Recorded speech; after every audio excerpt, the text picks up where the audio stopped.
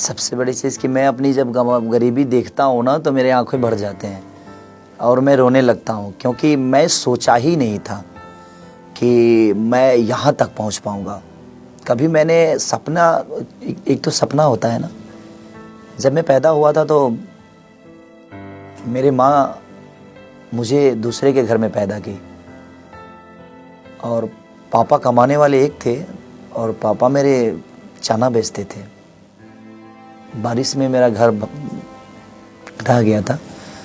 और घर में रहने की संभावना थी ही नहीं, तो बगल के एक ईंट का घर था, मेरे अपने गांव के थे वो, तो उनके घर में ही मेरा जन्म हुआ था शायद, ऐसी माँ बताती है मेरी।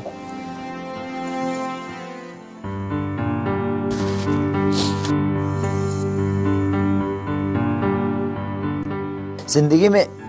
कुछ ऐसी चीज़ें होती है, कुछ पल ऐसी होती है कि मैं अपने पापा का जो मेहनत देखा, जो मेरे पापा, ऐसे बाप हर इंसान को मिले, ऐसी माँ हर इंसान को मिले कि जो अपने बच्चों के लिए इतनी सारे कष्ट उठाकर, हम 3 भाई हैं, अपने सगे 3 भाई हैं, हमारे चाचा के 4 लड़के हैं, 7 भाई, इसलिए मैं 7 भाई बोलता हूँ कि उस गरीबी में माँ ने ही मेरे चाचा के भी 4 लड़कों को पाला और बड़ा किया। और उस स्थिति में एक पैंट होता था जो मेरे बड़े भैया भी पहनते थे, वो खोलते थे तो उसके बाद वाले भैया पहनते थे, वो खोलते थे तो उसके बाद वाले, जब सब लोग पहनकर फाट जाता था और सबसे ज़्यादा वो बैक पे फाटता था और उसके बाद मुझे पहनने को मिलता था, क्योंकि सबसे छोटा था मैं, तो ट्रांसफ़र होता था ऐसे। हम लोग को एक ही कलर का हर आदमी को कपड़ा, शादी वादी होता था ना, किसी घर में बड़े भैया की शादी हुई थी तो एक ही कलर का हम 7 भाई को सिलवाया गया कपड़ा, क्योंकि वो पहले सिलाता था पैंट। और मेरे पापा इतना मेहनत किए कि वो दिन में चना बेचते थे और रात में गार्ड का काम करते थे, कंपनी में कहीं गार्ड की भी नौकरी करते थे। तो सोते नहीं थे पापा, वही आते थे सुबह, तो 6 बजे सुबह आते थे पापा और 6 से लेकर 7, 8, 9 बजे तक सोते थे। फिर मंडी जाते थे, सामान लाते थे, प्याज, सड़ा हुआ प्याज पापा लाते थे, उसको सड़ा हुआ निकाल के जो अंदर का गुद्दा होता था ना, तो उनको फ्री में मिल जाता था, तो फ्री में मिल जाता था, तो सड़ा हुआ ही प्याज मंडी में जो फेंक देते हैं ना, वो उठाते थे पापा और वो लाते थे और सड़ा हुआ सब ऊपर से हटा के अंदर की गुद्दा निकाल कर उसको काटते थे और चना में बनाकर पापा बेचते थे। तो पापा 150-200 कमाते थे। फिर मम्मी मेरी वहाँ साथ रहने लगी, मम्मी साथ रहने, मुझे गांव पे छोड़े,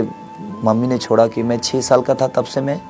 गांव पे चाचा के साथ रहने लगा। मम्मी मुझे 6 साल में ही छोड़ के दिल्ली रहने लगी, क्योंकि पापा को बना खिलाने वाला कोई नहीं था। एक छोटा सा झोपड़ी था, संजय कॉलोनी एक जगह थी मेरी, ओखला में, दिल्ली में, तो वहाँ पे पापा एक छोटी सी झोपड़ी में रहते थे।